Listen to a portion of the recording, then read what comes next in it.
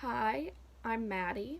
My client was a 20-year-old male, and initially I gave him a questionnaire and a PAR-Q, and it was determined that the client didn't need any additional medical clearance to continue with exercise. The client considered himself to be moderately active, and he said his workouts typically consisted of treadmill hill walking, or that he also liked to shoot baskets at the rec. Because he doesn't perform vigorous activity very frequently, I thought it would be best to perform only submaximal testing on him.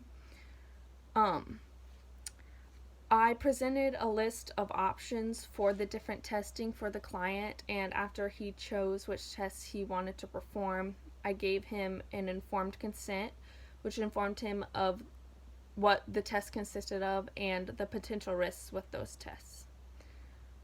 Before beginning testing in the lab, I took the client's heart rate and blood pressure, and the client's heart rate was 76 beats per minute, and the client's blood pressure was 111 over 74.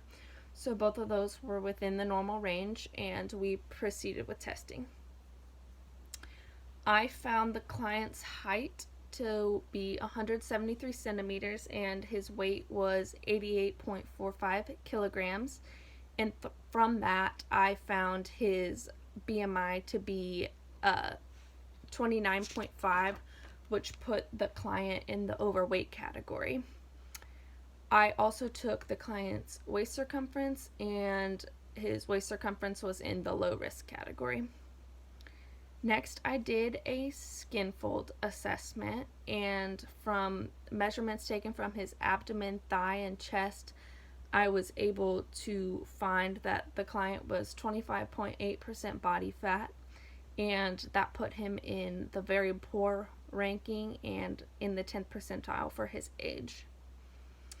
Next, I did an assessment of his cardiorespiratory fitness, and I gave him the Enhanced Submaximal treadmill test, which consisted of a warm-up followed by 2 stages where the speed and grade increased. And the client's intensity was determined by a PAR code, and I found the client's PAR code to be a 3. By using the client's heart rate slope, I was able to estimate his VO2 max to be 41.5, and his VO2 max was in the poor category and in the 25th percentile for his age. Next, the client performed a sit and reach test to assess his flexibility, and after 3 attempts, the client got 16.5 inches, which put the client in the healthy fitness zone. Then, to screen for functional movement, I had the client perform a deep squat where his heels were up on weights and he had a pipe over his head, and the client received a rating of a 2. Next, to assess lower body muscular strength, the client performed a 5 rep max, which helped determine his 1 rep max, and the client performed a warm-up, which helped determine how much weight he was going to go up by for each set. After 5 sets, the client got 500 pounds and 5 reps at 500 pounds. From the client's 5 rep max, I calculated his 1 rep max to be 602 pounds. Finally, to evaluate his upper body muscular endurance, the client did a 90-degree push-up test, and the client was able to achieve 19 push-ups, which did put him in the healthy fitness zone.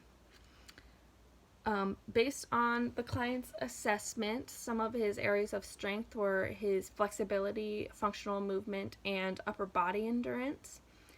And some of the client's weaknesses included cardiorespiratory fitness and his body fat percentage. The end.